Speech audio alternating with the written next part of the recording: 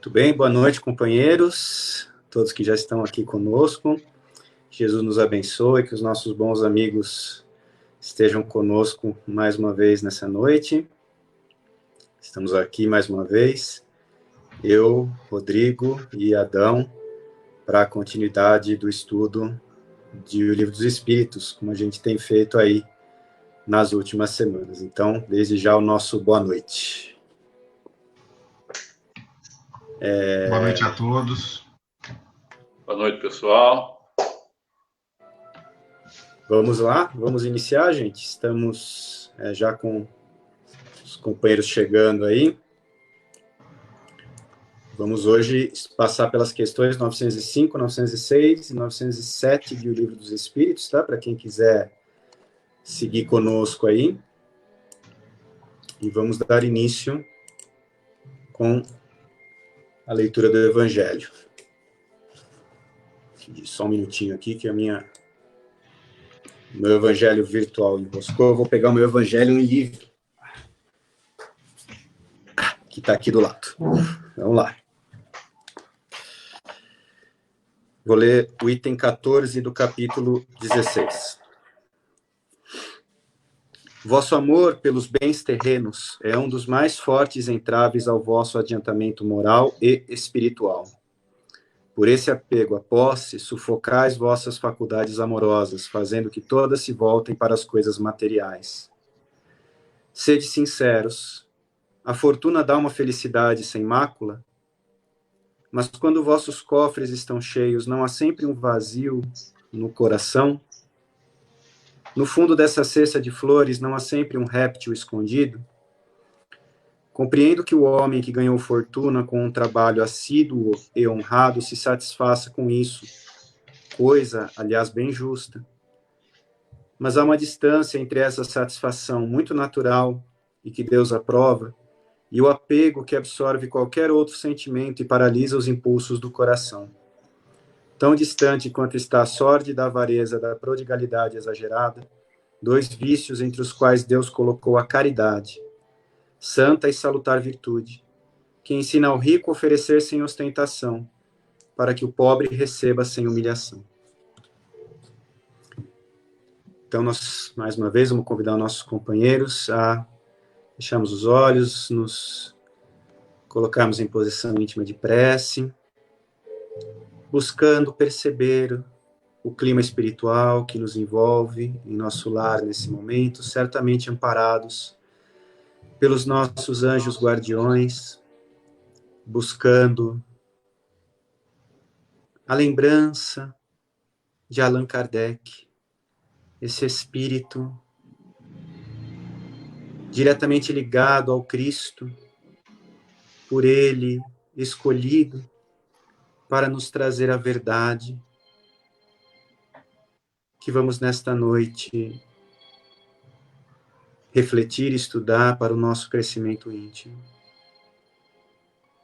Rogamos aos espíritos que trabalham com o Mestre, que possam estar conosco, envolver os nossos lares, nos ligar nessas vibrações, e que seja a verdade do Cristo a iluminar a nossa consciência e o nosso coração na noite de hoje. Muito obrigado, bons amigos, que assim seja.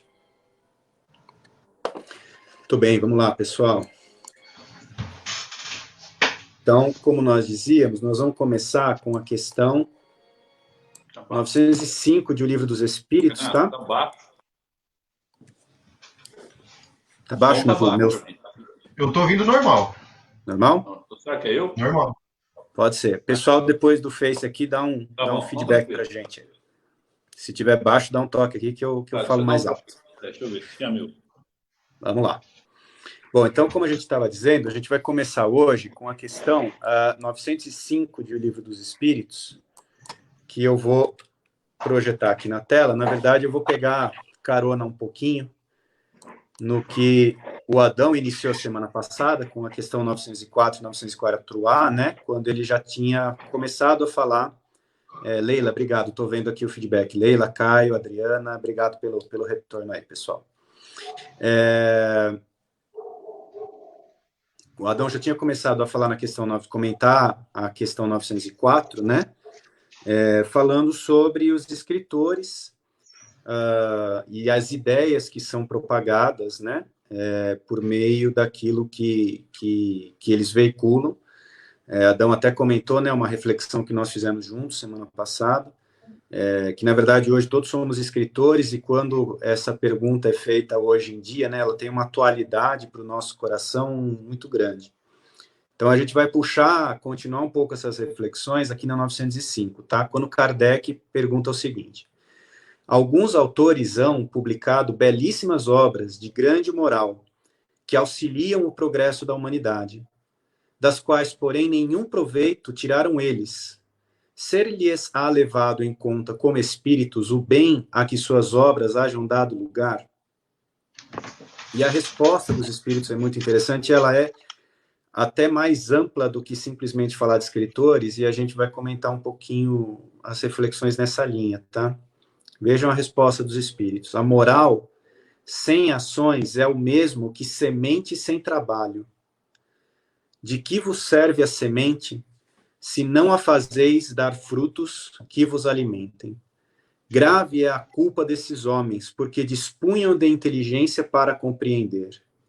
Não praticando as máximas que ofereciam aos outros, renunciaram a colher-lhes os frutos.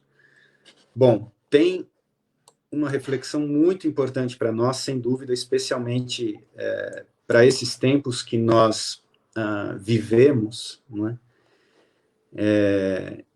E que os espíritos têm dito muito claramente para nós que são tempos de um recenseamento, né? Como diz o próprio Espírito de Verdade na mensagem Os Obreiros do Senhor, que está lá no capítulo 6, ou no capítulo 20, de O Evangelho segundo o Espiritismo, né? Os tempos são chegados, são tempos em que nós, que temos nos dedicado à aplicação, ao estudo do Espiritismo, somos chamados a participarmos da construção dessa era nova. Os eventos que têm se sucedido ao longo do tempo, né, não apenas essa pandemia recente, né, essa é mais um sinal de uma série de fatos que já eram anunciados pelo Cristo, né, que se iniciaram até quase que junto com a chegada do Espiritismo à Terra, numa preparação para que nós comecemos a construir uma nova era. Então, nós estamos num momento da nossa existência muito importante para todos nós, né? Um momento de reflexões e de ação, principalmente. E essa questão, ela fala muito disso. Por quê? Veja só como os espíritos iniciam, né? Moral sem as ações é o mesmo que semente sem trabalho. Nós fomos educados, nós que somos a geração antiga, né? Como a classificação que Kardec faz na Gênese, né? Da geração nova que está surgindo. Nós que somos a geração antiga, nós fomos muito habituados ao longo dos milênios, dos muitos milênios que a gente tem vivido na Terra, a darmos muito valor para o intelecto, para o conhecimento. E a gente tem vários sinais disso, né? O que a gente espera, por exemplo, dos nossos filhos? A gente espera que eles tenham realizações intelectuais, materiais, não é? Como que a gente considera que os nossos filhos estão tendo uma boa educação? Se eles fazem uma excelente escola que transmite muito conhecimento para eles.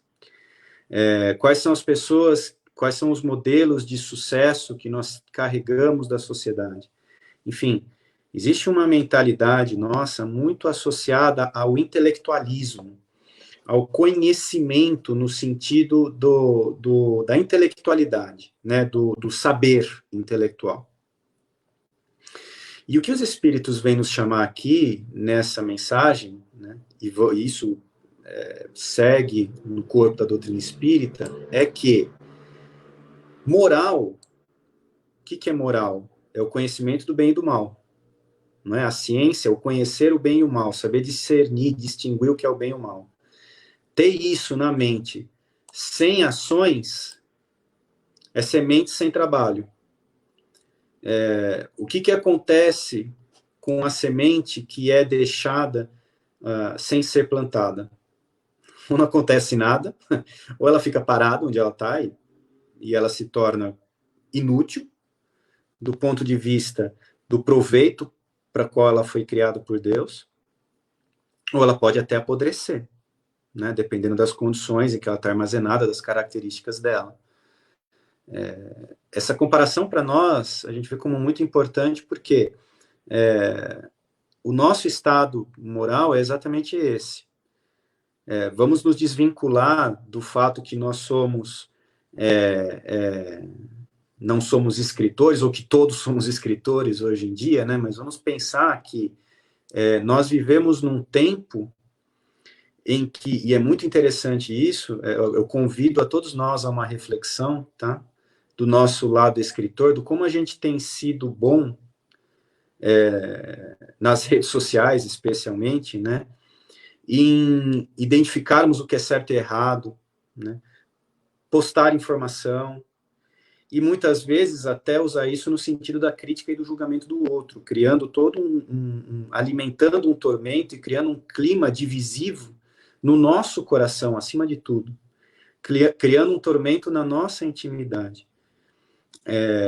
No momento em que nós, mais do que em qualquer momento da nossa encarnação, das nossas existências, eu diria, nós somos chamados a uma prática efetiva do bem.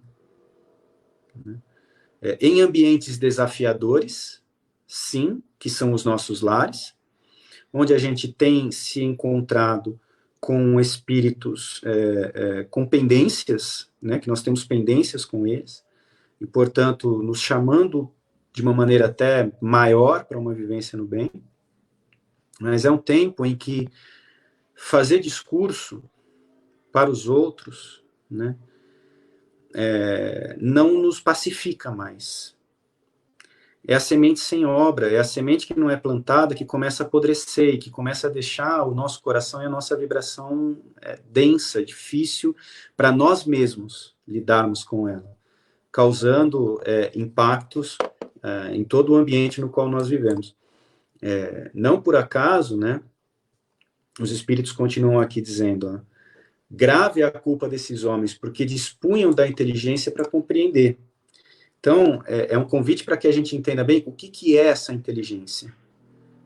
E para que nós saiamos do âmbito, do nosso hábito, na verdade, de focarmos apenas no conhecimento intelectual. Porque a inteligência, do ponto de vista do espírito, ela é a capacidade de discernir, né, as situações que acontecem no dia a dia, e, a partir disso, tomar ações que estejam alinhadas com o conhecimento que eu tenho. Achei muito interessante. Ontem a gente estava falando com os nossos jovens, né, e esse assunto também surgiu lá por uma coincidência, e foi muito bacana uma reflexão que a gente fez, que uma pergunta que eles nos enviaram no sentido de, poxa, legal, mas como é que eu faço isso? Né? Como é que eu aciono essa inteligência espiritual? Que é o processo de reflexão aplicado no dia a dia. São muitas as oportunidades que nós temos agora, dentro do tempo disponível que nós temos, para, criando um hábito de conhecimento do Evangelho, nós nos preocuparmos menos, né, em ler aquilo, em passar para alguém, em pensar em alguém que deveria receber aquilo, e a partir de um hábito efetivamente criado de contato com a verdade, com o conhecimento que é necessário, estabelecer ações práticas no meu dia a dia. Ou seja, nós não estamos dizendo que o saber ele é desnecessário. Se fosse desnecessário, a gente não estava aqui estudando, né? E eu posso falar por mim que esses encontros rotineiros que a gente tem tido aqui, virtuais, tem nos colocado numa posição de estudar mais, estudar com mais frequência, ler mais, e isso nos faz muito bem. Isso tem nos feito muito bem, né? esse contato com a verdade trazido por Kardec, ele é fundamental para a gente. Porque ele é capaz de acionar no nosso íntimo energias da vontade, né? Energias que criem uma filtragem melhor das nossas ações. Então, a questão não é desprezar o conhecimento. O conhecimento sempre é necessário. Mas é a maneira como a gente encara o conhecimento. Colocando-nos muito na posição do doente que está indo em busca do remédio. Não dá para a gente esquecer, quando Jesus diz que ele veio não para os sãos, mas para os doentes, e que a gente está recebendo o remédio mais puro que existe, que é o remédio do cristianismo, esclarecido pelo Espiritismo, né? Quando a gente pensa nisso, a gente chega à conclusão de que nós somos talvez os mais doentes, de que nós somos os mais necessitados desse remédio. Essa base de aplicação do conhecimento refletido, né, de novo, com método, com constância, com frequência, né, associado com as ações que a gente vai tirando a partir daquilo, né, se eu leio alguma coisa, eu tento pensar na minha realidade, como que aquilo se aplica, dentro do meu sentimento, qual que é a dificuldade de entender e aplicar isso, né? Esse estudo mesmo, qual é a dificuldade que nós temos, por exemplo, de ter uma leitura frequente do Evangelho no nosso dia a dia? Por que nós criamos barreiras que não existem, na verdade, que são desculpas, para que a gente não seja mais frequente no hábito do estudo e da reflexão de Kardec? Porque isso não existe nenhuma impossibilidade material de que nós façamos isso.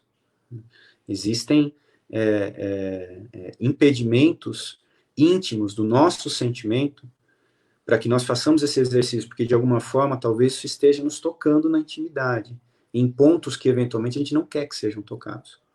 Então, este tipo de pensamento, esta onda de pensamento, é a proposta de Kardec. É para isso, né, que a doutrina espírita é codificada e trazida para nós. E, mais uma vez, nesse momento, é a hora-chave para nós fazermos isso.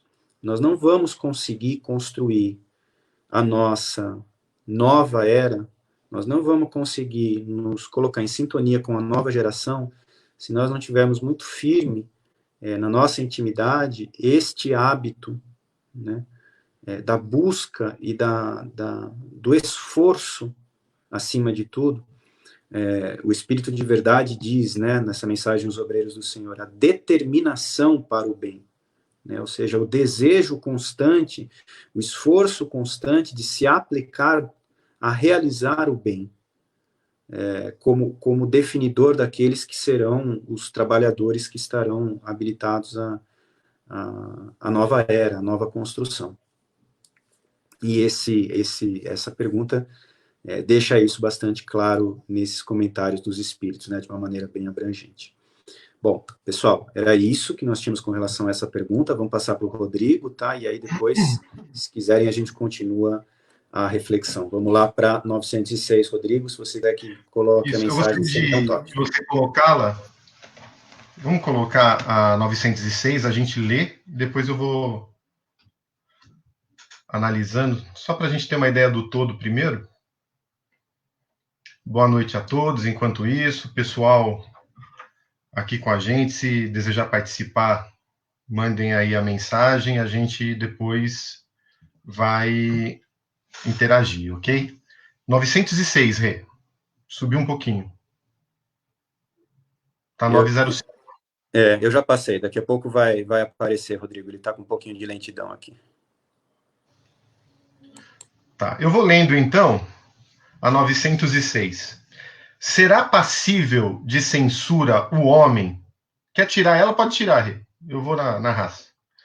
Será passível de censura o homem por ter consciência do bem que faz e por confessá-lo a si mesmo? Respondem os espíritos a essa pergunta de Allan Kardec. Pois que pode ter consciência do mal que pratica, do bem igualmente deve tê-la, a fim de saber se andou bem ou mal. Pesando todos os seus atos na balança da lei de Deus, e, sobretudo, na da lei de justiça, amor e caridade, é que poderá dizer a si mesmo se suas obras são boas ou más, que as poderá aprovar ou desaprovar. Não se lhe pode, portanto, censurar que reconheça haver triunfado dos maus pendores e que se sinta satisfeito, desde que tal não se envaideça, porque então cairia numa outra falta. Você já tirou, Rê, a pergunta? Pode tirar, por favor. Então vamos lá. O grande convite que a gente começa a ter nessa resposta dos espíritos, quando pergunta Allan Kardec se é passível de censura ou não ter a consciência do bem que a gente faça, e os espíritos respondem que, da mesma forma que nós sabemos quando erramos, é natural que também o bem que façamos, ele fique registrado e a gente tenha consciência dele. Um primeiro grande convite: sair do automático diante dos nossos atos, das nossas atitudes. Quantas vezes, se a gente fizer uma passada aí na nossa existência, nós fomos falando aquilo que desejávamos, fomos agindo da forma como pensávamos naquele momento e não parávamos para refletir no quê? Em que nível nós tratamos o nosso companheiro de jornada, aquele que convive conosco no nosso relacionamento, a atitude que tivemos, aquilo que fizemos na empresa depois de um dia de trabalho, a gente vai fazendo. E assim fomos fazendo, às vezes, 10, 20, 30 anos. E fica aí uma grande questão, porque no livro Depois da Morte, Leon Denis coloca um item chamado O Julgamento, que ele diz que no momento da nossa desencarnação é como que se passasse um filme muito rápido, numa velocidade vertiginosa, onde as cenas que nós desenvolvemos ao longo da nossa vida, como que impressas, em nível vibratório mesmo, na nossa consciência, na nossa memória espiritual, ela passa como num filme. Atitudes positivas e negativas. Isso vai sendo rememorado. E ali tem várias situações que nos faz pensar quando a balança pende para o rol de ações mais negativas do que positivas. Porque ações negativas todos nós teremos, mas as positivas devem contrabalancear os pratos dessa balança e falar, não, errei, mas quantas coisas boas eu fiz. Quando a gente vai agindo por impulso, sem essa reflexão, muitas vezes chegará nesse momento e o nosso balanço, a nossa imagem a receber, nos surpreenderá e nos deixará com muitos remorsos. Muitas vezes aí é que a gente vai identificar os nossos pendores para as más ações. Então, sai do automático um pouquinho e analisa como foi o seu dia. Como foram as respostas dadas? O que você evitou? O que foi feito que merece ressalva? Que precisa ser corrigido? E começando a analisar isso, e essa não é uma proposta nossa, no final dessa pergunta, entre parênteses, tem uma questão 919 que a gente vai chegar, onde estão escritas qual o meio mais prático, né, para a gente superar as nossas imperfeições nessa jornada. E aí ele evoca aquela frase de Santo Agostinho, o conhece-te a ti mesmo, que fazia parte da inscrição lá no Templo de Delfos. Então ali a gente vai percebendo o quê? Eu tenho que olhar o bem que eu faço e também o lado que merece ser corrigido.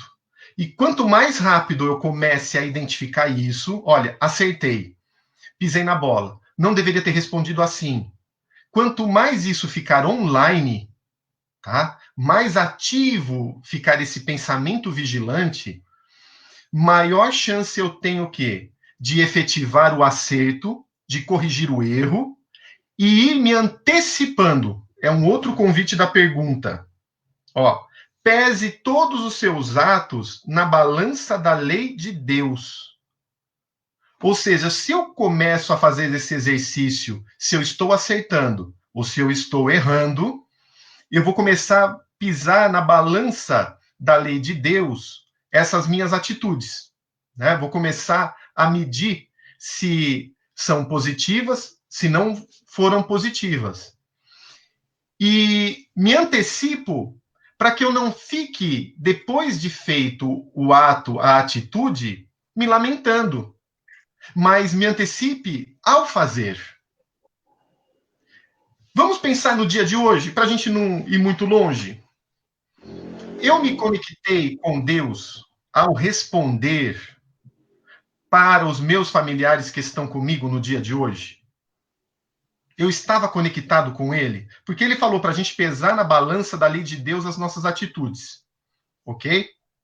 Eu estou fazendo uma proposta, nos anteciparmos a essas atitudes. Ok? Estávamos conectados hoje. Quando alguém falou algo que a gente não gostaria de ter ouvido, quando reclamaram da gente, quando algo não deu certo, quando estava sem fazer nada, o que eu pensava? Estava em conexão divina? Porque na lei de liberdade, quando trabalhamos o pensamento, os espíritos falam que o nosso pensamento tem uma liberdade restrita, mas também somos responsáveis por eles. Então, pensamentos, palavras e ações. Eu estava conectado com Deus? Eu tive consciência na hora que eu me desconectei? Você que está me ouvindo, tem facilidade de perceber-se conectado ou não com a espiritualidade? Você percebe quando você se desconecta? Quando você se desconecta, o que acontece? Como você se sente?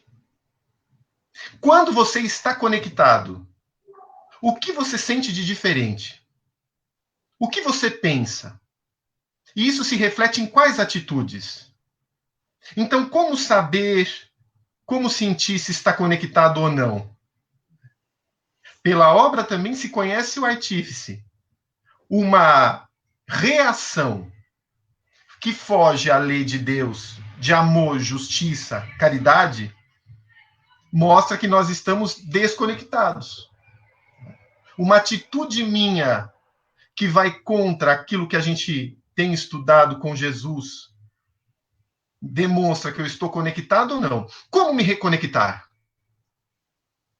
Estou percebendo que eu não estou bem. E a gente, se começar a fazer esse exercício, vai percebendo o seguinte, olha, não estou me sentindo bem. Hoje, e pode ser sinais. Por exemplo, hoje eu estou me sentindo muito triste. Hoje acordei com uma sensação de raiva, estou nervoso. As pessoas falam alguma coisa, aquilo me irrita. Vamos olhar um pouquinho, né? Às vezes, alguns dias atrás até, o que eu falei, o que eu comentei, como eu agi, porque às vezes aquele fluido que eu me impregno também vai repercutindo na minha intimidade e lá na frente traz consequências. Quando a gente adoece, interessante perceber, remonte alguns dias atrás, já que não existem doenças, existem doentes, nós nos desarmonizamos em termos de vibrações, a nossa atmosfera espiritual fica como que contagiada por fluidos difíceis, perniciosos, que acabamos por assimilar e o corpo orgânico se fragiliza. E se instala aí, às vezes, uma gripe, se instala, às vezes, uma determinada alergia, né? E essa alergia, não sou eu que estou falando simplesmente, Bezerra de Menezes, estudando A Loucura sob Novo Prisma, fala do seu filho, quando em contato mental com espíritos infelizes, né, num processo de obsessão, muitas vezes sentia esses fluidos que demoravam para passar, mesmo após tal entidade ser afastada daquela situação. Então, entramos em contato mental desequilibrado e nos desarmonizamos. Então, eu vou percebendo que eu não estou bem. Daí o Renato falou algo interessante. Eu aproveito essas oportunidades, como que a gente está tendo agora, para nos religarmos a Deus. Porque falamos de religião, mas religião vem do religare. Religar o homem a Deus. Qual é o meu sentimento de religiosidade nessa hora? Eu estou percebendo que eu não estou bem. Qual o recurso que eu tenho ali? E já ouvi falar de uma pessoa, não, quando eu estou mal, eu não consigo nem fazer prece. Então, é o mesmo que falar o seguinte, olha, eu estou com uma dor de cabeça terrível, mas não vou nem tomar analgésico. Não vou nem procurar um médico se aquilo for persistente. Não vou tomar uma atitude, vou ficar com ela. Então, tá doendo, mas não tá. Quando eu estou percebendo que eu não estou bem, eu tenho que abrir as portas para o auxílio. Certa vez o Chico, ele estava com uma dor no olho muito elevada, muito intensa naquele dia. E ele fez ali os seus labores, trabalhou na psicografia, mas com uma dor que ele chegava a chorar. E termina a reunião, ele estava ali com aquela dor, né, sentindo todo aquele sintoma. Um espírito amigo veio e perguntou para ele, Chico, o que está acontecendo? Ele falou, meus olhos. Meu olho, eu não me recordo qual deles, está ali hoje especialmente doloroso. Ele falou, pera um pouquinho, eu vou te ajudar, Chico. E esse espírito foi até Bezerra de Menezes. E voltou com Bezerra. E Bezerra fala, Chico, mas nós já nos vimos hoje e você não falou para mim que estava sentindo essa dor toda, por quê, Chico? E aí o doutor Bezerra auxilia o Chico. Eu fiquei pensando nisso, falei, poxa, mas por que o Bezerra já não auxiliou? Será que ele não tinha percebido? O que acontece? Mas Deus sabia. Os espíritos superiores sabem. Jesus sabia o que estava acontecendo. Mas às vezes o que a gente precisa é essa abertura. Dar essa autorização e até sinal de humildade falar o seguinte, olha, eu preciso de ajuda. Amigos espirituais, me auxiliem. Eu não estou me sentindo bem. Às vezes a pessoa pode ficar assim e de repente não fala nem com os amigos do centro. Olha, pessoal, hoje eu estou precisando de um passe. Não, mas o que vão pensar de mim? É melhor eu não ir no centro hoje. Pelo contrário. Pelo contrário. Deve ir, deve receber. Ah, mas e agora? O centro está fechado. Como que a gente faz? Mas e as vibrações à distância? Não conhecemos os recursos aí da prece à distância, das vibrações à distância? Então, coloquemos ali para um companheiro, olha, eu não estou me sentindo bem. Quando você realizar o evangelho no lar, você vibra por mim?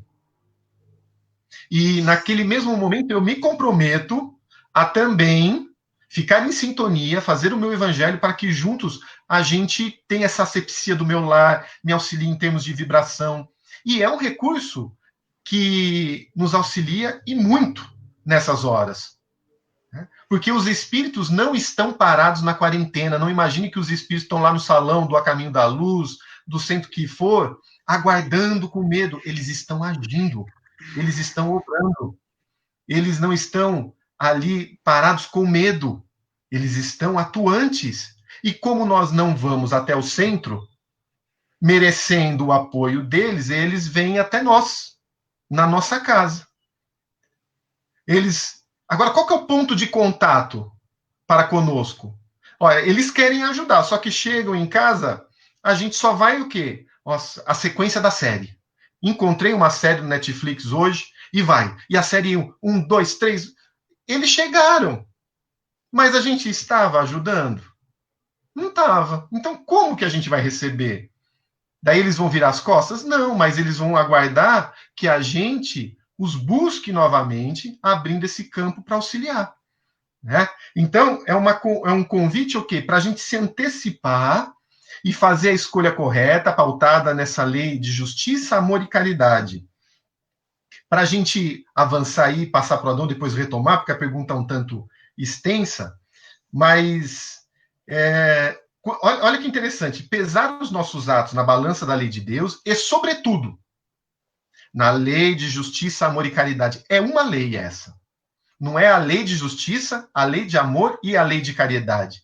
É uma lei chamada lei de justiça, amor e caridade. Sendo o amor o grande centro que envolve o universo. E ele se manifesta pela justiça e pela caridade. Não ensinou o apóstolo Paulo que caridade é o amor em movimento? A ação do amor? Não deu ele esse nome? Mas se já existia o nome de amor, por que ele falou de caridade? Porque ele pedia, naquelas igrejas em que ele passava, que se dinamizasse o amor, para que não ficasse numa teoria, numa questão ou proposta filosófica, mas que se pegasse esse sentimento supremo, o mais elevado de todos, e se dinamizasse no seio da igreja, junto aos que sofrem, em todos os lugares. Então, a caridade é o dinamismo do amor. E a lei de justiça é aquela que fala o seguinte: olha, para saber se eu fiz o bem ou o mal, deixa eu analisar. Eu faria para mim o que eu fiz? Eu gostaria de receber isso de alguém? Ou, se eu visse alguém fazendo, eu aprovaria? E aí a gente pode pensar o seguinte ainda: olha que o risco do nosso tormento, mas o meu deslize moral é muito pequeno, é um pequeno desvio. É um pequeno desvio, então isso não vai fazer mal. Ainda que eu visse alguém fazendo, é um pequeno desvio. Tá, só que daí há uma lei que fala o seguinte: esse bem que eu quero para mim e que eu também tenho que externar para o próximo, aquilo que eu não quero que faça a mim, eu não quero que o próximo faça. Só que é uma lei universal. Tá? Todos devem fazer o bem ou o mal. Se esse pequeno desvio for cometido por todos os outros indivíduos, vai ser um pequeno desvio? Se todos os outros fizerem? Não. Então eu não posso aprovar. Ah, mas foi só alguns reais. E se a população do globo toda fizer? É óbvio que é errado, então não posso aprovar. Então é uma balança muito criteriosa, né, que observe e responde a essa lei de amor. É uma universalidade, então, esse ensino.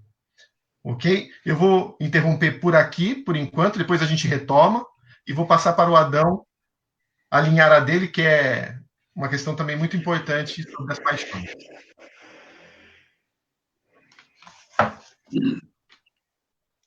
Antes de iniciar a questão 907, eu queria comentar uma frase de Emmanuel, do livro, uma resposta que Emmanuel traz no livro Lei de Amor, quando é perguntado a ele o que faz os espíritos lúcidos, né, na erraticidade, antes de reencarnar. E ele responde que uma das coisas que ele responde é que estudam os pontos vulneráveis deles próprios. O que são pontos vulneráveis? São tendências que arrastou ou arrastaram aquele espírito quando na última encarnação ou nas últimas encarnações a quedas morais. Uma atração forte que levou a ter quedas morais. E essa atração forte é um núcleo fluídico de uma força que o espírito gosta, mas gosta muito, mas não faz bem. Okay? Então, nós, na espiritualidade, nós estudamos esses pontos vulneráveis, registramos eles, então, em comunhão com os espíritos superiores, é elaborado um planejamento reencarnatório para que passamos pelas provas desses pontos, junto desses pontos vulneráveis, que vão vibrar em nós essas tendências, das quais nós teremos uma força interna, inverter esse polo de arrastamento e vencer. O básico é isso. Ok? Então vamos lá para a questão 907. O princípio das paixões sendo natural, é mal em si mesmo? E os espíritos respondem: não. A paixão está no excesso provocado pela vontade. Pois o princípio foi dado ao homem para o bem, e as paixões podem conduzi-lo a grandes coisas. O abuso a que ele se entrega é que causa o mal. Então vamos lá. O que é uma paixão, então? Uma paixão é algo que eu tenho em mim, na região do sentimento, um ponto fluídico que chega, se não controlado, chega a sufocar a razão. O que é a razão? É a capacidade que eu tenho de discernimento, de bom senso. Né? Então, eu tenho isso. E trago os pontos vulneráveis junto comigo nessa encarnação. Obviamente, esses pontos vulneráveis, onde estão essas regiões fluídicas, vai me conduzir intensamente para algo que eu gosto e que já foi motivos de quedas morais no passado. Vai me atrair. Tá? Por isso que eles falam que no princípio dessa força, que a gente pode chamar de paixão, não diz que é boa ou má. É como a gente canaliza ela. E aqui, na sequência da pergunta, fala: a paixão está no excesso provocado pela vontade. Mas essa vontade aqui, cai naquilo que o Renato comentou alguma coisa a respeito, essa vontade, ela não pode ser confundida com o desejo. Essa vontade que a vontade como atributo do espírito, o que ela faz? Ela faz um filtro da consciência pela razão. A razão, que é o bom senso, eu tenho vontade de fazer algo, eu comparo com a lei, com a razão, com o bom senso e decido se faço ou não, mas crivando pela consciência. Essa vontade que ele está dizendo aqui, a paixão está no excesso provocado pela vontade, está muito mais próxima do desejo que eu tenho, da intensidade que eu tenho de realizar algo e que eu gosto muito daquilo. E aquilo é uma força que eu coloco em ação, e se eu colocar essa força sem passar pela razão, eu vou ter queda moral. Está no excesso que eu produzo, que eu desejo realizar, com muita intensidade. Então, ela tem uma abrangência muito grande, que só dá para a gente ter ideia disso quando a gente começar a crivar esses nossos desejos, os nossos desejos, pela consciência.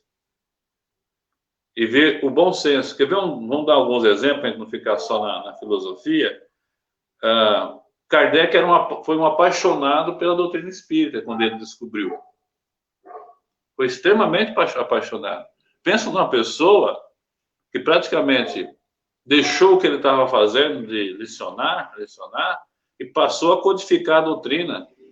Ele, na casa dele, à noite, ele escrevia, né, junto com a esposa lá, ele escrevendo e durante o dia, e investiu para editar os livros e tudo mais. Então ele foi um apaixonado por ela. Mas quanto de bom senso ele colocou para crivar as respostas dos espíritos? Quanto que ele filtrou? A gente pegar o livro dos médiuns, vai encontrar lá várias comunicações que ele passa a comunicação, relata o que o espírito colocou e fala: essa aqui não serve, essa aqui está crivada, não pode ser assim por causa disso e disso e disso. Ele usou de um bom senso, né? Crivou, a paixão dele foi crivada pelo bom senso.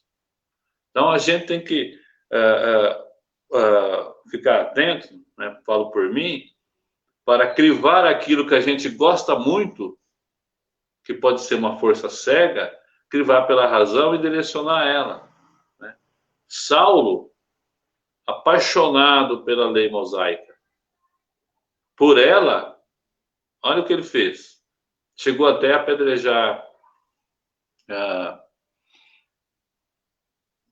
esqueci o nome do... Estevão. Mandar apedrejar Estevão, né?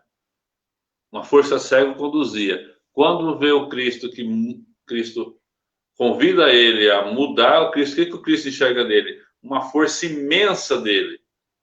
Vamos direcionar essa força para o outro campo. E Saulo agora passa a direcionar para servir a Jesus com a mesma força que ele tinha. Mahatma Gandhi, quando ele foi expulso de um trem que estava viajando na Índia,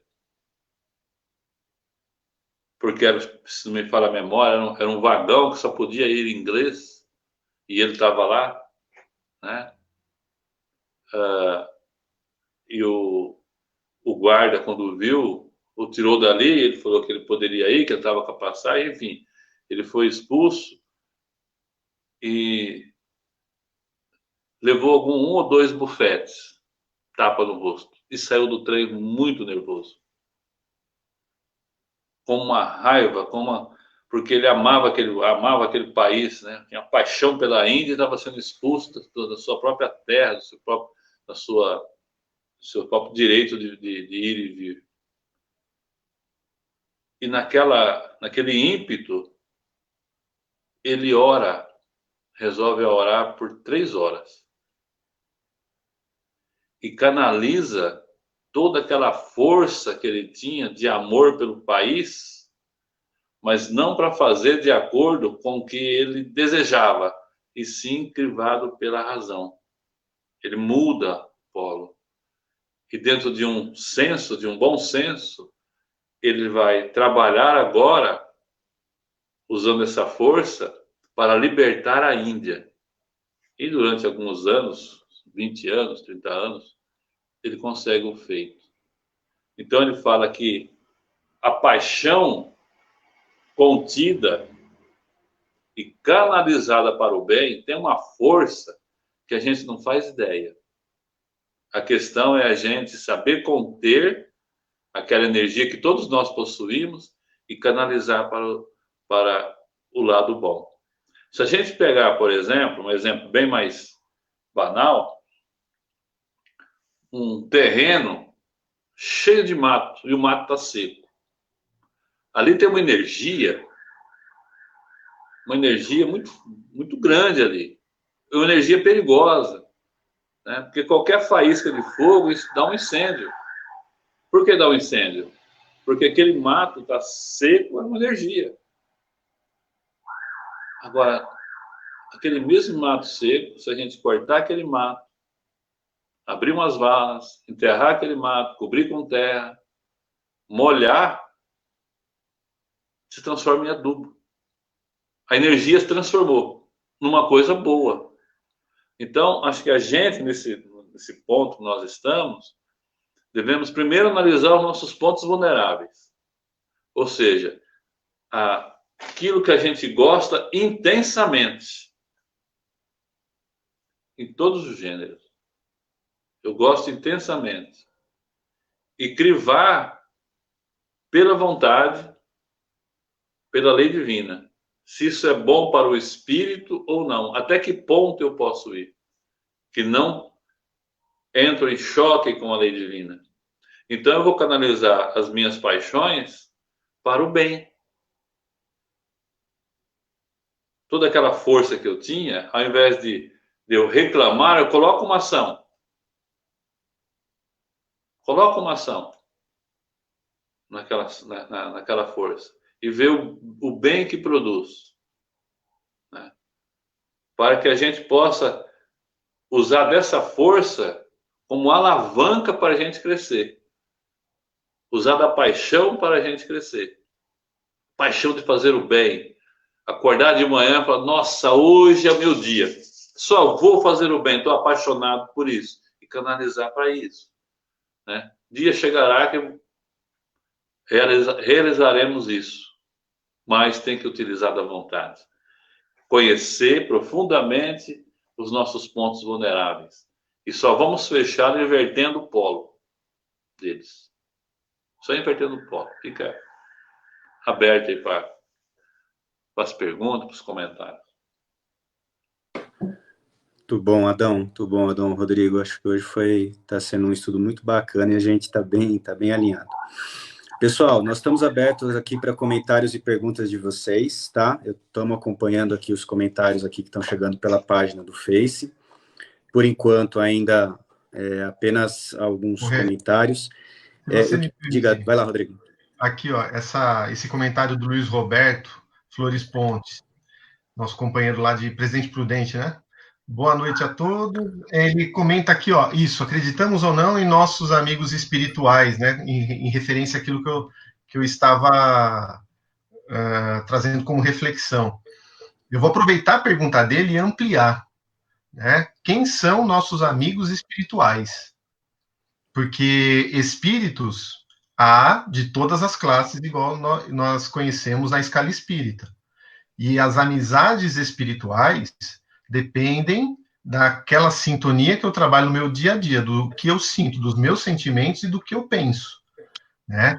Então, muitas vezes, os bons espíritos, quando a gente faz essa referência, lembramos no centro espírita. Os bons amigos espirituais, o nosso mentor, eles estão ali. Esses são amigos mesmo, querem o nosso bem. Mas nós temos as nossas amizades. Vamos imaginar pais zelosos cuidando dos seus filhos. Os pais zelosos são os melhores amigos. Jesus definiu o amigo de uma forma muito bela. Ele diz que o verdadeiro amigo é aquele que dá a sua vida pela vida de outro amigo. Os pais zelosos dão a vida, literalmente, pela vida dos filhos. A vida física, se for preciso. Mas, além da física, a vida moral. Se preciso for, muitos se anulam uma existência inteira para que os filhos avancem.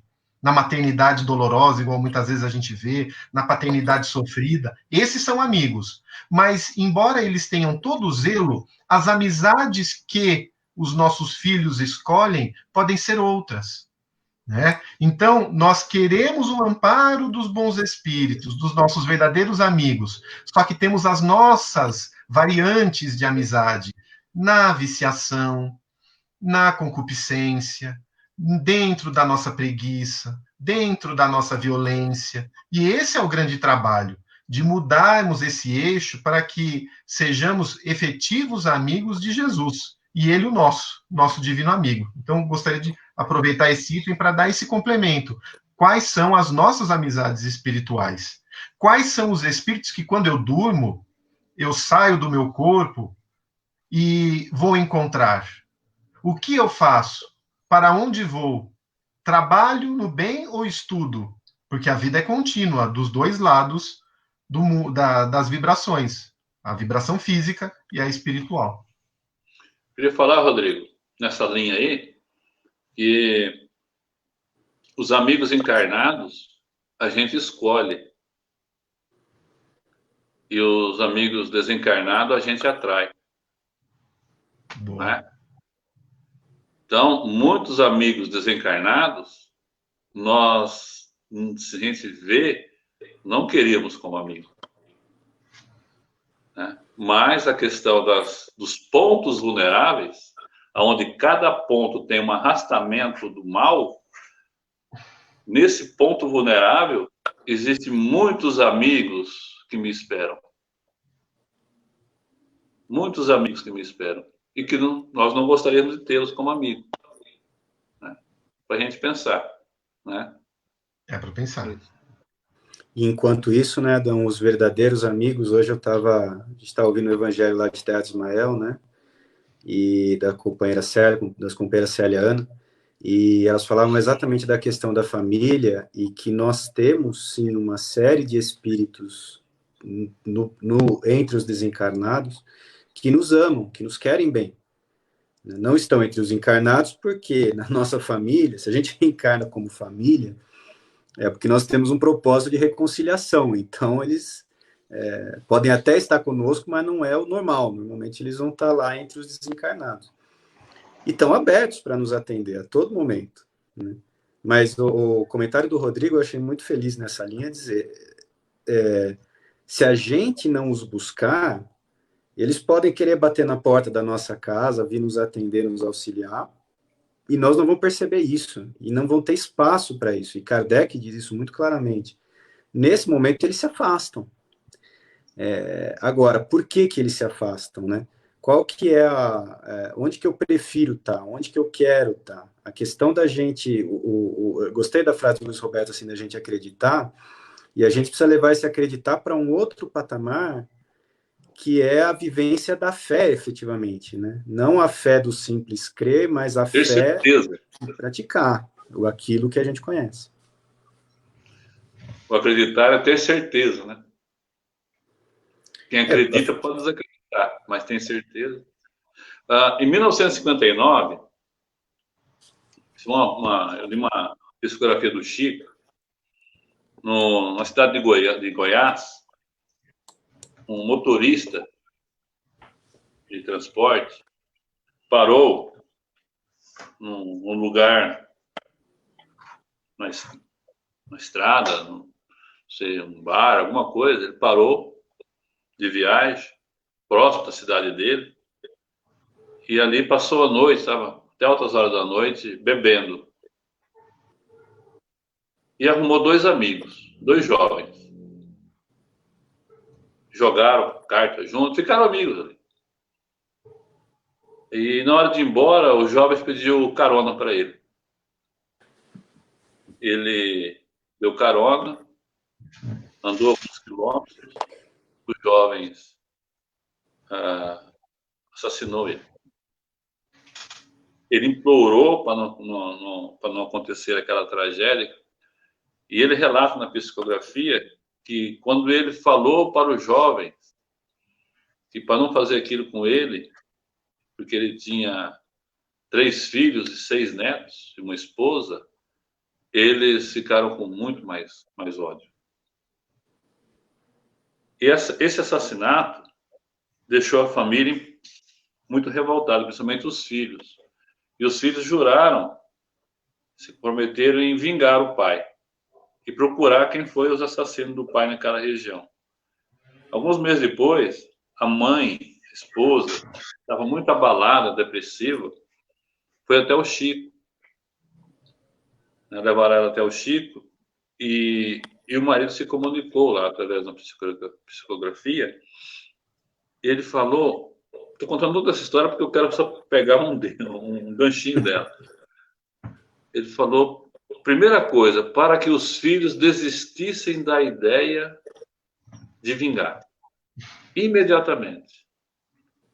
Tá? E que pegasse todo o ódio que eles tinham da vingança e invertesse eles para cuidar da mãe, da esposa dele. Porque ela precisava de muita ajuda, muito amparo. Porque o que ocorreu, o fato dele encontrar com aqueles jovens, estava marcado pela lei divina. Eles iriam se encontrar. Porém, não era para encontrar naquela condição que eles se encontraram. Vou pegar bem esse gancho aí para falar de nossos vulneráveis. Né? Não era para encontrar num ponto de vício. Era para encontrar em outro lugar. E ele poder auxiliar.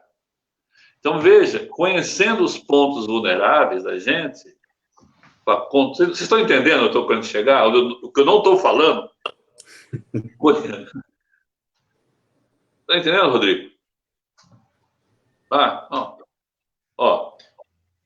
Ponto vulnerável, eu conhecendo ele, eu inverto esse polo para outro canto, essa força, porque naquele ponto vulnerável eu posso encontrar pessoas, espírito encarnado e desencarnado, de longa data, que estão ali. E eu ter quedas morais horríveis, destruir casamento. Eu posso encontrar com alguém que teve uma energia tão deletéria comigo, tão enferma, que eu posso confundir com paixão. Uma paixão enorme. Agora encontrei o meu amor e foi a queda moral da encarnação passada que agora eu encontrei nesse ponto vulnerável. Então, o ponto nosso assim de equilíbrio é nós conhecermos as quedas que nós podemos ter dentro daquilo que nos arrasta, as nossas tendências. Não é? Então, olha como esse caso que você contou, de certa forma, resume o que a gente está trabalhando, né? A gente falou de se antecipar, sair do automático, né? No reconhecimento do bem e do mal que fazemos, não somente analisar a consequência, mas se antecipar, se conectar com Deus para a atitude, antes de ser levado a efeito, né? Com isso, eu vou evitar males, vou procurar fazer o bem. Que tipo de amizades espirituais eu vou começar a criar? Que tipo de espíritos eu vou começar a ter à minha volta para me inspirar, para me intuir? Com quem eu vou mais sintonizar? Né? Vou deixar de entregar-me a certas paixões, como um corcel, diz Allan Kardec nos comentários dessa questão, né? Deixar que aquele corcel, aquele cavalo selvagem, domine-me, e com isso, quantos males eu vou evitar? Né? Então, olha, por isso que Militão Pacheco, no livro Espírito de Verdade, ele fala que ao longo das existências, a gente veio vivendo num binômio, ilusão-desilusão. Ilusão-desilusão. A gente se ilude na reencarnação e se desilude no plano espiritual quando faz, né, aquela análise clara de quais são os meus fluidos, quais são as minhas vibrações, né? Ali eu me desiludo, onde eu errei, onde eu falhei, o que eu preciso corrigir, e faço uma proposta para vir. Quando eu chego, muitas vezes sou dominado pela paixão, pelos tormentos, não percebo meu ponto vulnerável, né? Então é um convite agora o quê? Para sairmos mais firmes disso daqui, né? Eu li uma frase que fala o seguinte, que as casas espíritas estão fechadas, mas Jesus providenciou para que cada casa fosse, hoje, uma casa espírita, né? Então, aproveitar esse período que a gente está, aproveitar o que o companheiro falou também, o Luiz Roberto, né, ter essa certeza desse amparo dentro do nosso lar e modificar a partir de agora. Eu perguntei no início da minha fala se hoje, o dia de hoje, como a gente se sentiu. Se a gente não se sentiu bem, né, se achou que o dia estava parado, que foi um feriado, em meio a tudo isso está monótono, elejamos agora esse momento o quê? Para nos revitalizar, né, para sair dessa mesmice espiritual, crescer, ganhar força, ganhar esperança, fazer essa mudança dentro de casa que a gente pode ter em ação a partir desse momento, né, se ligar mais a esses espíritos amigos. Esse é o grande convite, para a gente se espiritualizar nesse momento da nossa reencarnação e não cair de novo, como a gente vem fazendo, infelizmente, ao longo do tempo, pelos desatinos que a gente tem. É hora nova agora. Muito bom. E esses comentários de vocês, eu acho que casam bem com algo que o Anderson colocou aqui para nós. Foi um comentário dele, né? Sempre digo para mim, eles podem ver como inimigos, mas eu vejo eles como meus irmãos. Que é exatamente essa relação que a gente estabelece com o mundo espiritual a partir das nossas ações, acima de tudo, né? Nós somos rodeados mesmo por uma multidão de testemunhas, temos aqueles com quem nós nos comprometemos no passado, como o Adão lembrou. Agora, acima de tudo, a nossa ação e a nossa receptividade vai determinar como vão se dar essas ligações, tanto com os amigos quanto aqueles que a gente deixou no passado como inimigos, né?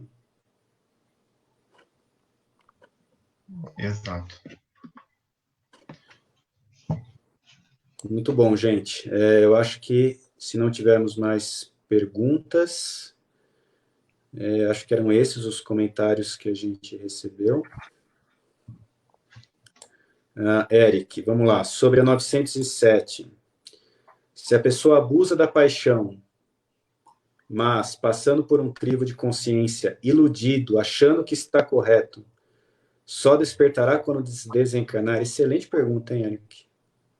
Obrigado pela pergunta, cara. Se a pessoa abusa, mas está iludido, é possível passar pelo crivo da consciência iludido, o Adão? Não. Não passa. Porque tem que sentir, né? Não é escrito, né? A lei de Deus está escrita na consciência, acho que é a questão 621, né? Mas já tem que se sentir. A gente tem que sentir ela. E se a gente sentir, você vai ver no íntimo que não está legal. O coração vai bater mais descompassado, na ação, o rosto vai ficar, né, envermelhado. Mas tem é só a gente falar assim, isso que eu estou fazendo aqui, se alguém me vê fazer, né, como é que é? Eu posso falar, posso contar isso aqui para todo mundo que estou fazendo? Tá? Não tem como. Agora, se passar iludido, porque eu quero, tá? Então, iludir-me, porque é gostoso se iludir. Ilusão é uma coisa legal. Você está fora da realidade, então você cria um mundo particular para você ser feliz, é uma coisa boa. Não é? Meu mundo particular para mim ser feliz com ele. E é gostoso fazer isso. Mas não vai ter como, vai chegar um momento que eu vou ter que me desiludir com ele. Né? Por isso que existe o umbral.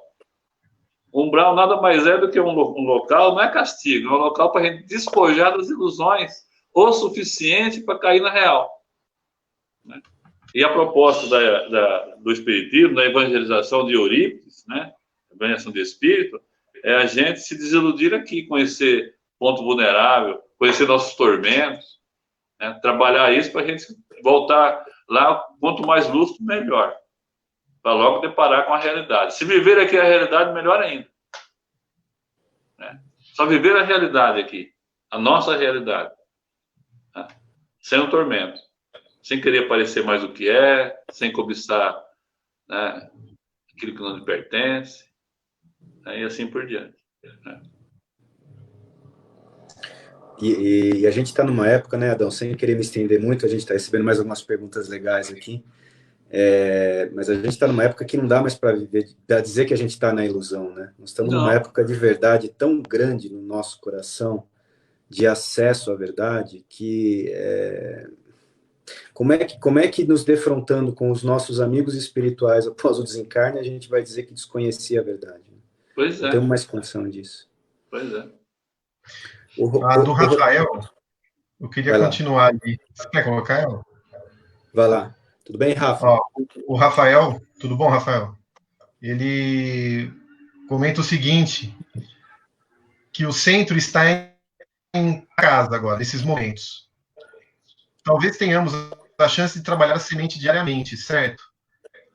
Com certeza. Se a gente pensar qual que é o objetivo de uma casa espírita, o que é o centro espírita?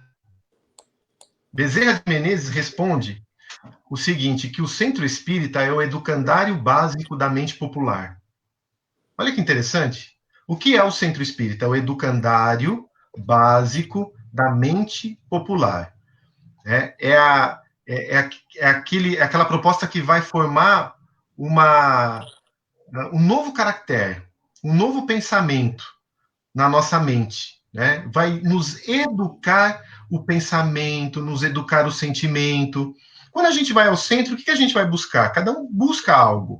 Né? Muitas vezes a gente ouve assim, a pessoa foi desesperada, quer um consolo, mas por trás o que a gente tem? A gente quer o conhecimento da lei de Deus, quer se sentir consolado, né? Quer viver o evangelho. A gente tem sede de Jesus. A grande realidade é essa. Certa vez, as pessoas chegavam para o Chico e demonstravam as formas mais variadas de carinho para com ele. E ele se emocionou e perguntou para um amigo do lado, por que elas demonstram tanto amor por mim? O que eu faço? Eu sou um cisco.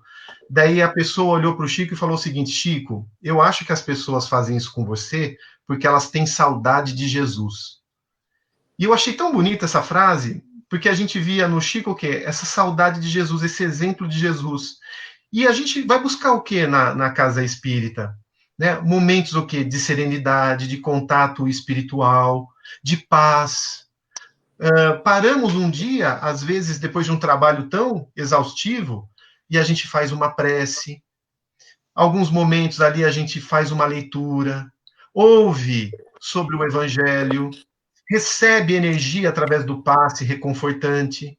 Em outros momentos, a gente vai para o trabalho. né? Então, hoje é dia de se fazer uma sopa para levar em algum lugar, numa comunidade. E a gente vê o quê? Aquele trabalho, aquele dinamismo, a fraternidade, a solidariedade de um para com o outro. Em outro instante, vamos trabalhar oficinas da natureza, com as artes. Olha como que a gente vai trabalhando um novo pensar, né? Vai trabalhando uma educação mental, moral e espiritual. Aí você fala, dá para transformar o centro na casa, em nossa casa, diariamente plantando essa semente? Com certeza. Tudo que eu citei, ainda que seja em gotas, em doses aí, né, homeopáticas, como se diz, eu consigo fazer na minha morada hoje? Eu consigo tirar um momento para uma leitura edificante? Para uma prece? Para receber energias, porque quando eu faço o evangelho no lar, eu estou recebendo energias. Quando eu faço a prece, eu me impregno delas. Vamos para o trabalho agora. Falei da sopa, eu posso convocar a família para a limpeza da casa, né? Para arrumar isso, arrumar aquilo, fazemos juntos o almoço, e um que faz bolacha, e outro faz outra coisa. Olha aí o exercício, né, do trabalho. Trabalho que, se a gente for buscar, com Paulo na casa do caminho, quando a gente lê Paulo e Estevão, a gente vê que aquela casa do caminho é uma célula de trabalho intensa. E Paulo colocou mais elementos de trabalho ali, para que ninguém ficasse parado aguardando as coisas caírem do céu, ou que Jesus, né, fizesse algo que mudasse uma situação de forma radical. Ele permitia que cada um, através da sua mudança e do seu trabalho, renovasse o quadro. Então, tudo isso a gente consegue na nossa casa hoje. Obviamente, ninguém aqui vai realizar uma tarefa mediúnica. É bom senso. Ninguém vai se concentrar ou querer receber psicografias, ter, né, uma mediunidade ostensiva. Não estou falando disso. Porque a mediunidade nossa, nos dias atuais, que vamos buscar, é a da intuição. Né? É uma mediunidade que está presente em todos. Por isso que Kardec falava, todos somos mais ou menos médiums. Quem é que não é intuído a ficar quieto quando recebe uma provocação? A gente recebe essa intuição, só que damos ouvidos. Quem não recebe uma intuição de fazer isso ou aquilo? Olha a mediunidade exercitada. Não precisamos buscar esse contato mais ostensivo. Mas essas pílulas de evangelho, de espiritualidade, a gente pode e deve praticar diariamente, transformando a nossa casa nesse centro espírita, nesses momentos. Complemento? Adão? Você falou dessa atividade da casa espírita, eu fiquei pensando aqui que agora nós paramos, né, de realizar todas as atividades, praticamente. E muitas delas, que a gente fazia com muito ímpeto, muita força, né, deu um break e voltamos para dentro de casa. Eu penso que agora, ao retornarmos, terá que ser diferente essas atividades. A gente vai ter que compreender o objetivo de cada uma e o que nós estamos fazendo nela, o porquê estamos fazendo nela. Nós vamos ter que parar o automatismo e brincar de ser espírito. A palavra é forte. Sei que é forte. Né? Mas eu estou falando aqui como se eu estivesse falando lá no caminho da luz. Então, não tem... Né? Brincar de ser espírita e observar qual o objetivo. Estou na minha casa, na casa espírita hoje, o que eu vou fazer lá? Hoje mesmo, eu vou dar passe. Tá? Qual foi a energia que eu manipulei nos últimos dias, que concentrei de vitalidade, de coisas boas, que eu vou doar? O que eu vou fazer? Eu vou trabalhar por Jesus. Eu vou entregar o que lá? Eu vou trabalhar na sopa, tá? O que eu vou manipular de pensamento, de palavras junto do pessoal para fazer esse trabalho? O que eu vou aprender com isso? Esquecer o automatismo, né?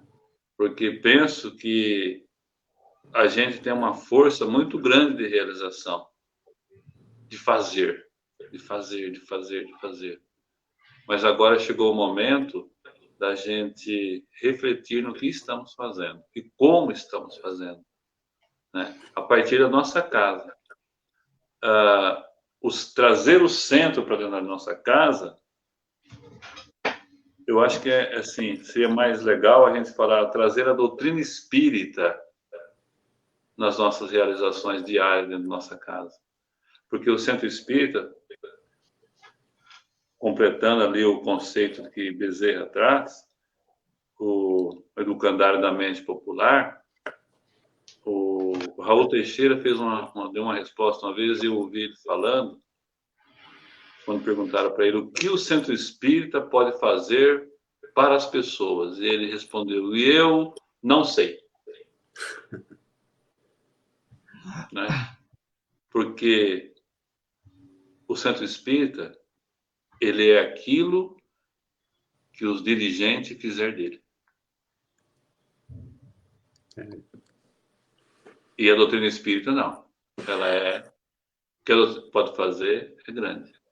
Então, que a gente pode levar a doutrina espírita agora conosco para o centro espírita. Né?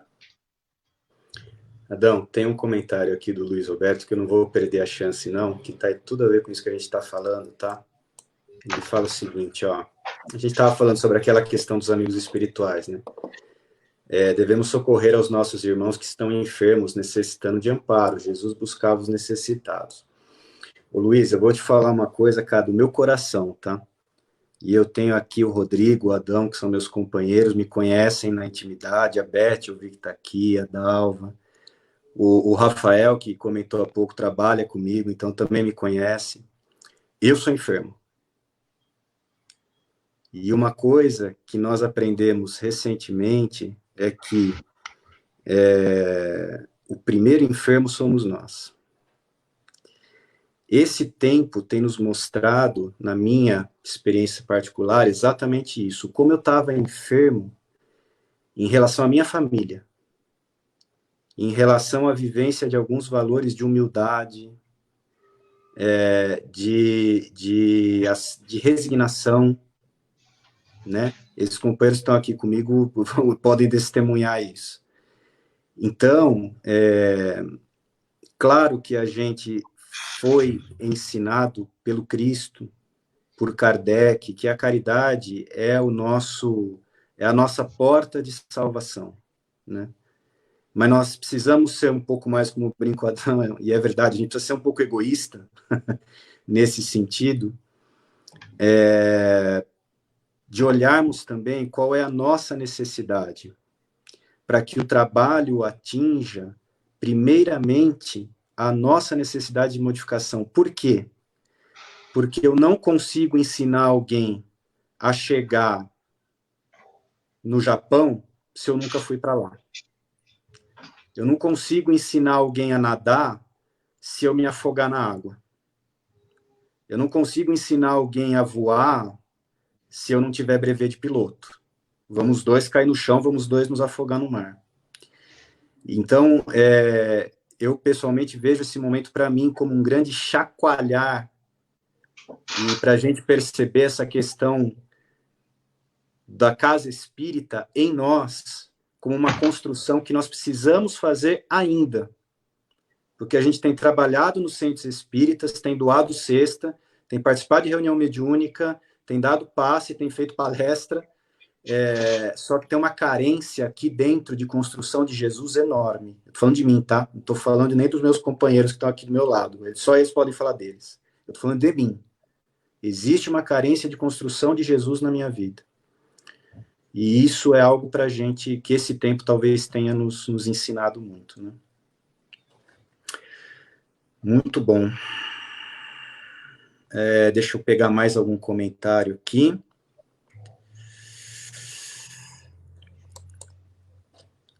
Amigo, só uma coisa, não sei se estou correto, mas podemos enxergar o planeta Terra como esta casa e pôr em prática em todos os lugares e a todo momento? É um mundo regenerado, né? Quando a gente tiver disposição para fazer isso. Agora, olha, se dentro de casa tá fácil fazer, né? Então, às vezes, é bom o quê? Vamos com calma. Onde eu fui chamado na minha ambientação a operar? Nós temos um planejamento reencarnatório, não é? Então, quando Adão falou lá que eu estou pegando até uma fala do Adão, de ontem também, no capítulo 14 do Evangelho segundo o Espiritismo, quando o Espírito deixa a Terra, leva consigo ali os seus maus pendores, ele para e faz uma análise no mundo espiritual, analisa virtudes, defeitos, vibrações que ainda são tão, né, deletérias, pontos a corrigir, e se propõe a uma nova existência. Via de regra, no mesmo lar, com os mesmos espíritos que ele já teve contato anteriormente. Dentro de inúmeras coisas a sublimar, de novas construções a fazer, é analisado o que ele dá conta de se fazer, o que ele dá conta de transformar. Né? Então, esse daqui, ó, ele se perdeu por 10 existências por causa dos ciúmes. Então, mas ele não tem só ciúmes. Ele tem ciúmes, egoísmo, tem vaidade, tem autoritarismo, mas calma. Não dá para dar conta de tudo de uma vez. Vamos trabalhar os ciúmes? Vamos. Ele dá conta disso? Já falhou, mas vamos tentar. Ele tem possibilidades. Vamos planejar para ele. Com quais corações ele retorna? Quais as condições que ele precisa? Onde é ideal ele renascer? Né? Em qual sociedade? Em qual meio? Na abastança ou na penúria? Quais as portas fechadas para ele não se perder? E quem vai com ele na família? Quem serão os pais? Né? Como educadores, que tipo de espírito serão? Quem na vida aparecerá para ele puxar? E quem estará acima dele como sinalizador? E aí se estrutura toda, né, um planejamento, e o lar é a base desse planejamento. Né? Porque, às vezes, a gente se motiva com tudo isso. Quer montar a mansão do caminho dentro da nossa casa. Não é? Adotar 600 crianças igual o Divaldo, sair pelo mundo, mudar. Calma. A gente, falando por mim, mas pela condição da Terra hoje, a gente não somos espíritos sublimados. Né? Então, nós temos que dar conta da tarefa que fomos chamados. O que vieste fazer? Olha que pergunta. O que vieste fazer na Terra? Qual o seu compromisso na Terra? Até com risco, o Adão falou dos pontos vulneráveis e tormentos, de nós queremos abraçar causas que não fazem parte desse nosso planejamento. E aí a gente se perde. Né? Então, um dia, nós conseguiremos amar toda a humanidade. Mas enquanto eu não conseguir me silenciar diante de uma suposta agressão verbal dentro de casa, não tenho condições. Enquanto eu não conseguir segurar uma fofoca, como que eu vou abraçar a humanidade? Enquanto eu não respeitar a vida do outro, permitindo que o outro faça o que quiser, porque é a vida dele, desde que não atrapalhe os demais, isso aí está no livro dos Espíritos, se aquilo diz respeito a ele, condições condições políticas, escolhas religiosas, isso daí é dele. Eu consigo já respeitar isso? Então, antes de pensar nesse trabalho universal, voltemos-nos para aquilo que dá, para a gente voltar como completista, ou seja, atendendo todas as nossas possibilidades reencarnatórias. A gente vai voltar e ter a serenidade e a felicidade de ter completado. É como aquele que recebeu, vamos imaginar, um talento. Tá? Aquele que já faz um trabalho para o mundo, vamos imaginar aí o Chico, eu citei o Divaldo, um trabalho para o mundo. Né? Vamos imaginar, eles receberam 10 talentos, de acordo com a sua capacidade, já tinham construções. Eu, Rodrigo, pela dádiva de Deus, recebi um. Todos receberam pelo menos um talento. A proposta, então, o que é? Deixa eu multiplicar esse talento. Se eu conseguir multiplicar isso, atendendo ao planejamento que me cabe, voltarei bem. E aí eu estarei mais forte para retornar depois, nessas falanges de Jesus, para auxiliar nesse processo de regeneração da humanidade comigo. Isso lá na frente. Hoje, o que me atende é isso. Deixa eu buscar. Não é uma mensagem definida, fique claro, mas atender à obrigação de agora. Quer completar, Renato? Não, só antes de passar para o Adão, que eu sei que ele está querendo falar, já só de olhar aqui na atenção aqui, está muito bom isso aí que você falou.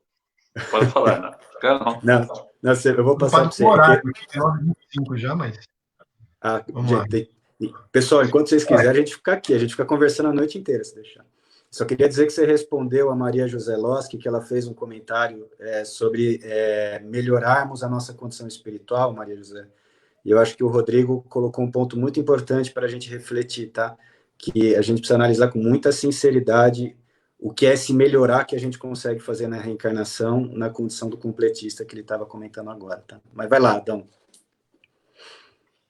Esse melhorar aí que falou, eu lembrei de uma coisa agora, de a gente ter posição firme do que a gente quer na encarnação, né? Chegou um ponto da nossa existência, esse vírus aí, ele fez uma revolução íntima em todo mundo, não é? E chegou um ponto que a gente tem que parar mesmo e perguntar assim, o que eu quero no tempo que me resta para nessa existência como espírito. O que eu quero? O que eu necessito como espírito nessa existência daqui para frente? E se dedicar mesmo. Tirar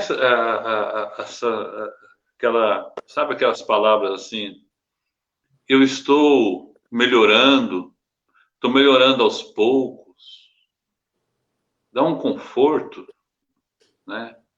Estou me esforçando para ser espírita, estou tentando.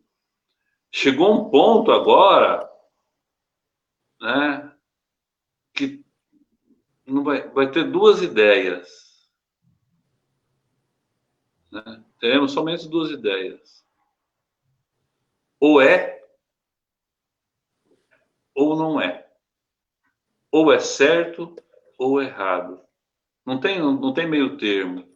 Então, é importantíssimo que a gente se descubra assim, o que eu preciso melhorar. E trabalhar com afinco com esse objetivo. Tá? De novo, para mim encerrar e não ser redundante mais. Gente, fundamental a gente descobrir os pontos vulneráveis. E a gente vai descobrir vai falar, nossa, legal. Todo mundo já sabia. Todo mundo já sabe do nosso ponto vulnerável. Mas a gente, o orgulho tampa e a gente não descobre. Não, a gente descobre fala, nossa, descobri como que eu sou vaidoso, como que a vaidade me derrubou. Tá? Você começa a trabalhar esse, vem outro. Nossa, tem mais isso também. É um desafio tão gostoso para o espírito, porque ele passa a trabalhar a sua argila, trabalhar o perispírito, a modelar a sua imagem espiritual. Isso é fantástico, né?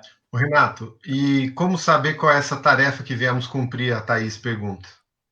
Excelente, Thaís. Eu estava olhando para essa também, Rodrigo. Eu acho que o Adão ele já começou ele já fez uma introdução aqui do assunto.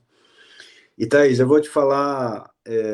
Bom, primeiro eu queria te convidar a assistir as lives que o Rodrigo e o Adão estão fazendo na segunda-feira sobre planejamento reencarnatório, tá? Começou ontem, vai ter na semana que vem. Para a gente conseguir entender que nós temos numa reencarnação planejada com um objetivo, tá?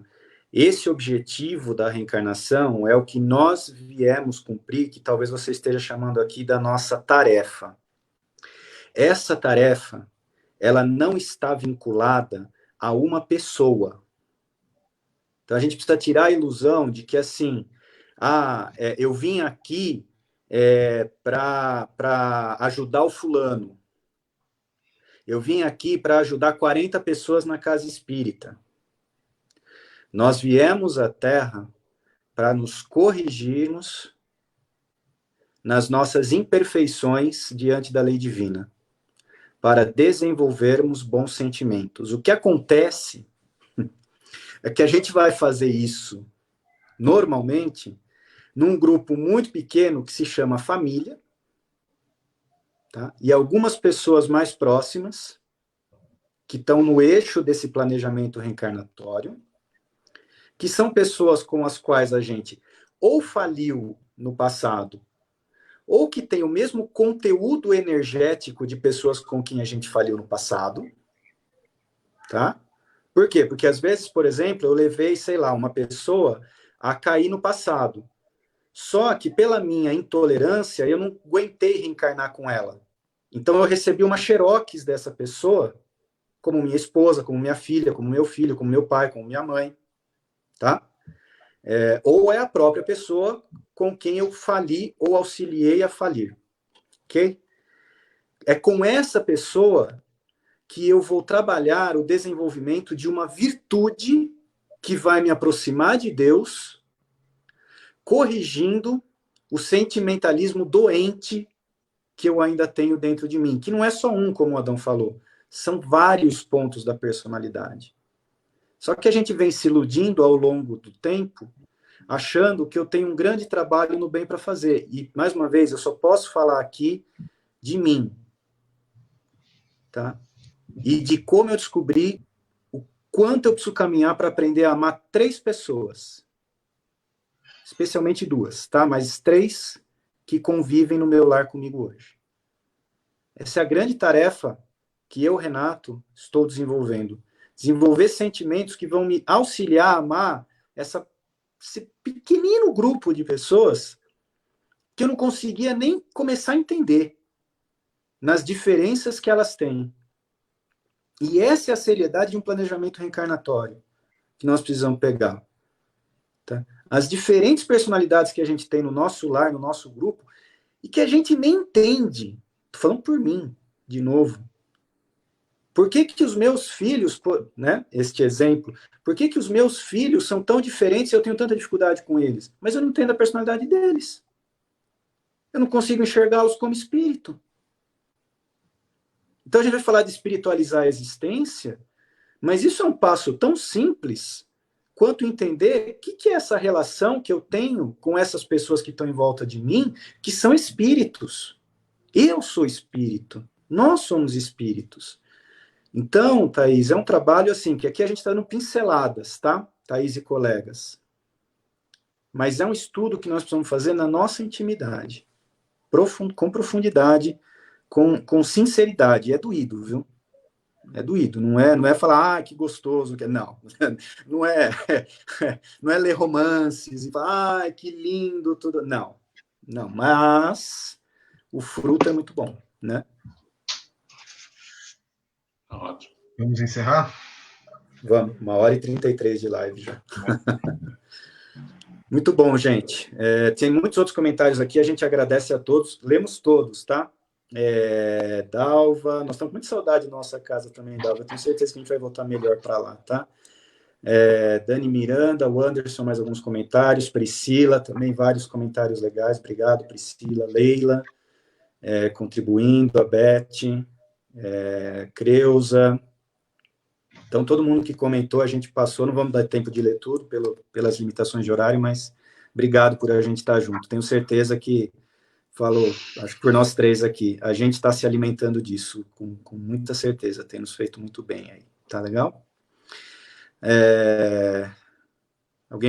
Colegas, alguém gostaria de fazer a prece final aí? Podem. Rodrigo, pode ser? Vamos lá.